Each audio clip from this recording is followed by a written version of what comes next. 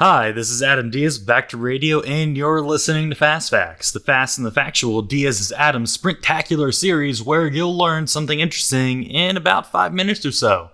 For real this time.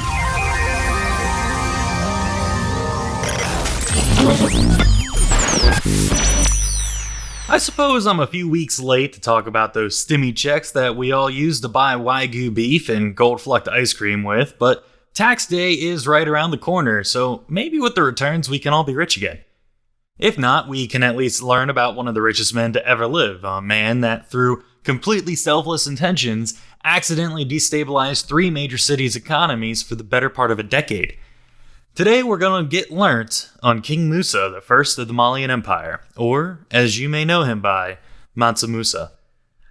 Now, really very quickly, I want to say something about Musa. Some regard him as the wealthiest person of all time. First off, we all know that's Jeff Bezos' title. But for real, I'm not sure if we can compare absolute monarchs or dictators in the discussion of wealthiest individuals of all time.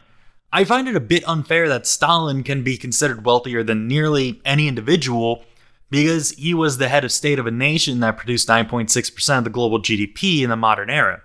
It just seems a bit disingenuous to me. Time magazine agrees, in a way, also that there is no way to realistically separate Musa's wealth from that of the Mali empires. Further still, there are many difficulties in quantifying wealth from antiquity. Recall in my episode on the myths of Crassus, I had to use weight of gold because every culture is different.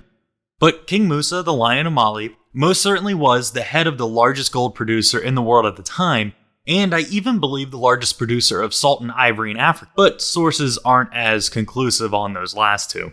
With my 2 cents added, let's get into the facts. Mansa Musa was the ruler of the Kingdom of Mali from 1312 current era to 1337 current era. During his reign, Mali was one of the richest kingdoms of Africa.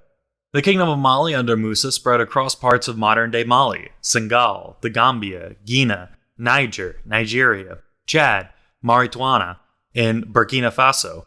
Mansa Musa developed the city Timbuktu, which isn't just a tongue-in-cheek way of saying from here to nowhere, but was actually quite the important place in the ancient world due to the prestigious Sankore University in Djingabar Mosque. Musa was a patron of science, the arts, literature, and architecture, and his empire was a cultural beacon during his reign that expanded its influence far past the realm of West Africa.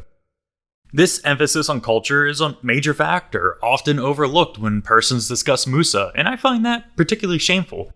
This leader was far more than his wealth. The pilgrimage, or Hajj, to Mecca wasn't solely for religious reasons. Historians believe that Mansa felt that Islam was an entry into the cultured world of the Eastern Mediterranean.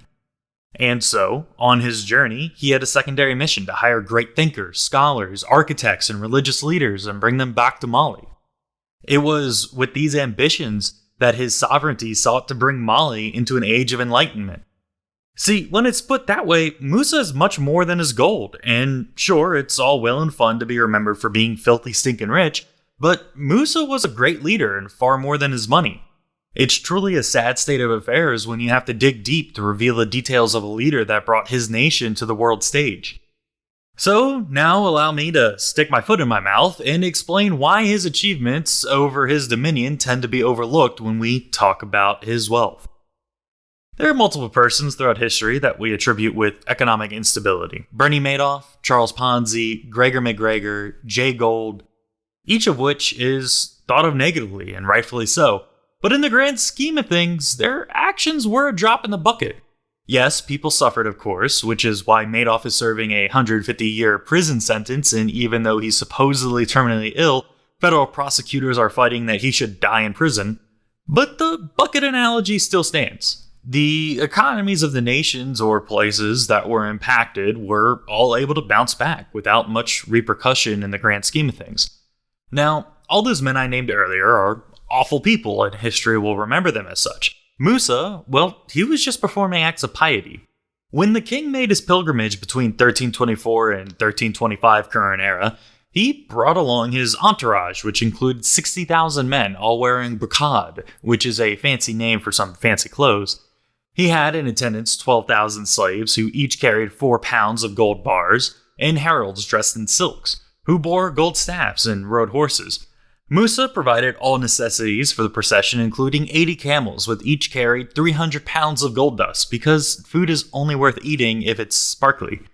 But no, actually that gold dust was for Musa to give to the poor he met from Timbuktu to Mecca.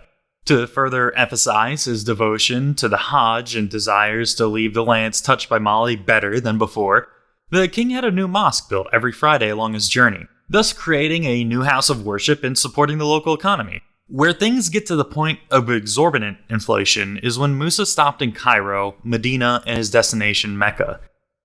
It was while at these major centers of civilization that Musa would stop and pay his respects to the leaders of the Mamluk Sultanate and the Abbasid Caliphate. Primarily due to the duration of his stay and his proclivity for sharing his wealth and overpaying for goods and services out of acts of kindness, these three cities suffered major economic turmoil. All three population centers based their economies on gold, you see, and with the one scarce metal now in abundance, the economies tanked under hyperinflation. That took 12 years to recover from. Usually you'll hear how Cairo had it the worst, or you will only hear about how Cairo suffered. And that is probably due to the fact that Cairo was already having issues with its economy before the arrival of Mansa Musa. I won't bore you with the details, but Cairo was essentially having issues with the fact that the coins they were using weren't up to snuff and were chock full of impurities or just not meeting the proper weight or quantity of gold or silver for their apparent value. So while trying to get all that sorted out, the pious pilgrim king wanders onto the scene, and suddenly now a loaf of bread is worth its weight in gold for the next 12 years. So it is definitely reasonable to see why Musa is often simply remembered for his fabulous wealth. But let us, the listeners of Fast Facts, remember that he was quite the man of culture and the arts as well. Not to mention a military savant who captured 26 cities nearby his empire to bring them into the fold of Mali. And that, my friend, will do it for today's Fast Facts. I hope you learned a thing or two. I'm sorry that I won't go into the Scrooge McDuck details of the amount of gold the man took with him on his trip, cause it ain't no quick maths. 19 more episodes to go for this sprint. If you have any suggestions at all on what you would like to hear, send them my way via the socials. Just look for Back to Radio on Facebook, Instagram, and Twitter. I'm also on YouTube, and you can go ahead and leave a comment on any of my videos, and I'll be able to see what I can do about it. Thanks for listening. Don't forget to follow or subscribe for new releases. Stay safe. Adios.